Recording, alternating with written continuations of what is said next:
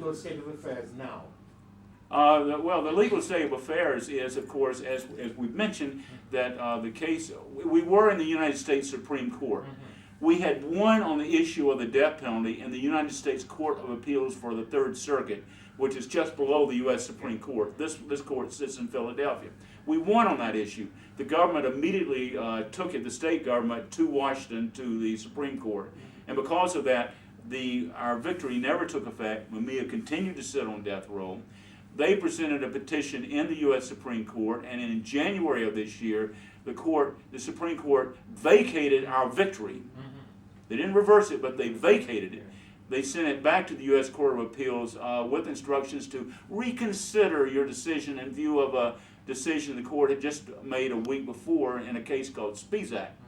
Again, this deals strictly with the death penalty. It's like somebody makes a decision, and a child makes a decision, and then the parent says, no, I'm going to vacate your decision. I want you to go back and rethink what you decided.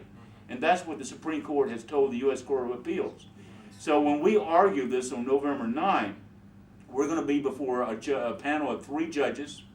It's like walking before gods, these people. And they've been directed. They know, looking over their shoulders, that the U.S. Supreme Court has said, I want you to reconsider again, rethink what you did.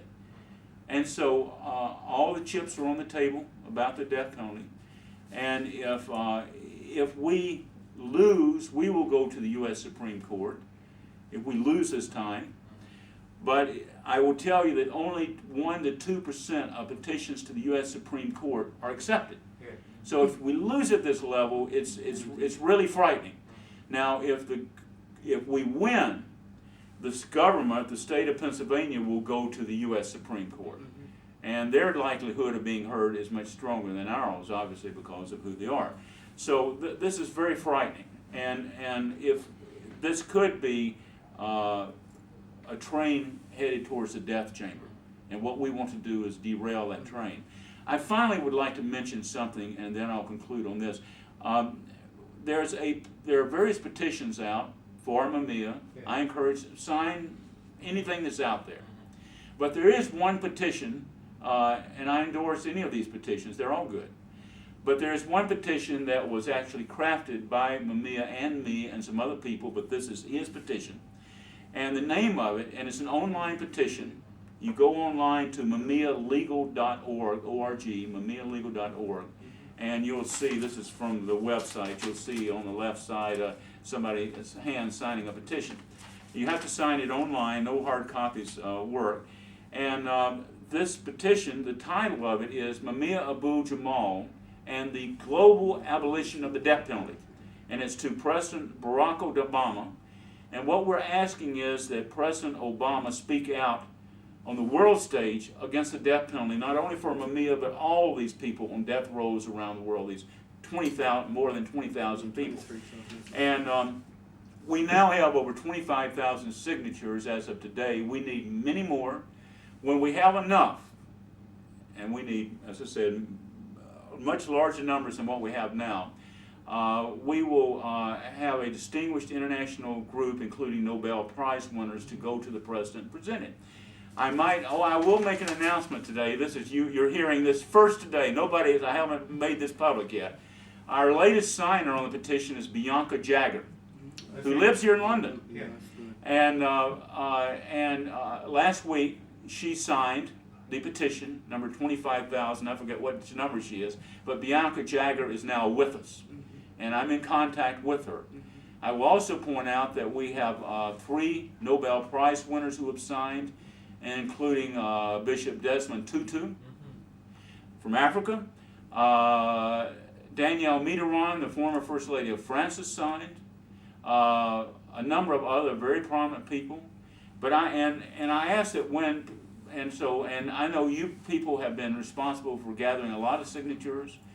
People do not have to put where they're from, but if you can add also in where you're from, it's interesting. You can go online and look on mumialegal.org and link into the petition, and you can go through and see all the people signed. Their names are there, and a lot of people put where they're from. And you'll see people from South Africa, you'll see them from Vietnam, you'll see them from Australia. The largest numbers we have right now are not from the U.S., even though we have plenty from there.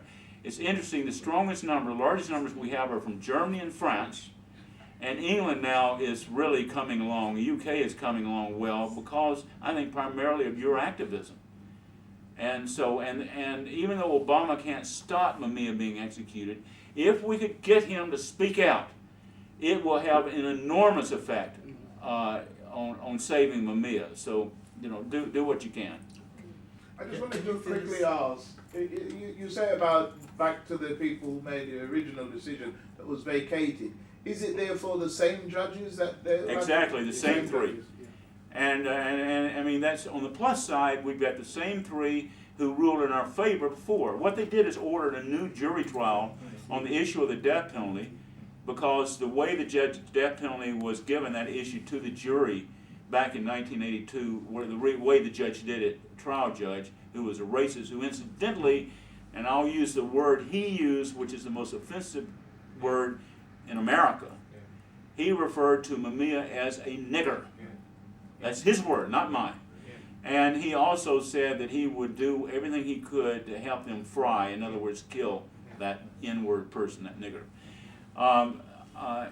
So we're going before judges who have previously ruled in our favor. However, we're going before three judges that who, in effect, have been rebuked, scolded by the Supreme Court, saying, "I want you think about this again, review." So it's frightening what we've got ahead of us on November 9. Now, the court will not rule that day. And I don't know when the court will rule. It may take them a month, it may be 3 months, but I think they're going to rule probably fairly quickly. Can you fill us in on the role of the family, Mumia's family, in the whole defense campaign? Are they active? He has a sister who was actually doing graduate work at the University of Pennsylvania, at Penn. She's like the matriarch, the leader of the family, since his parents are gone, his mother's gone. He has brothers in other states. He has one brother in Philadelphia, who's the one who was being beaten by this cop when Mumia was arrested.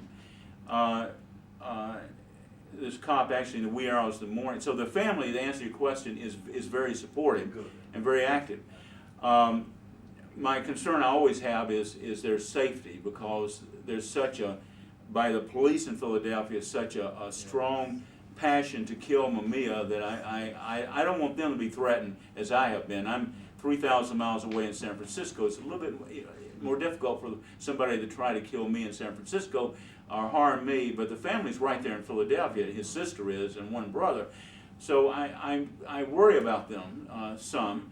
I will say his brother, Mumia, was part-time driving a taxi in the wee hours of that morning in December of 1981 when the shooting occurred. And he saw this, he had a family to provide for, and he did not, journalism doesn't always pay well, as some of you may know. And he saw this big white cop with this long instrument, which is a steel metal flashlight, about 2 feet long, was whacking somebody on the head. And the person he was whacking on the head, it was still dark, was Mumia's brother, who incidentally, if you saw the movie In Prison My Whole Life, that was actually originated from here in England, you'll see where we talked to the brother on film, and he's pointing out, he's showing scars on his head he has today from that beating in 1981. Mumia started rushing across towards where this beating was happening, and this cop started shooting. He shot Mumia in the chest. Mumia almost died. He slumped over on the sidewalk. The cop was shot twice. Sometimes you see the right wing referred to him as being shot between the eyes. He wasn't shot between the eyes. That connotes an execution. He wasn't. There was a bullet under this eye, a bullet hole. It looked like just a wild shot that happened to hit the cop.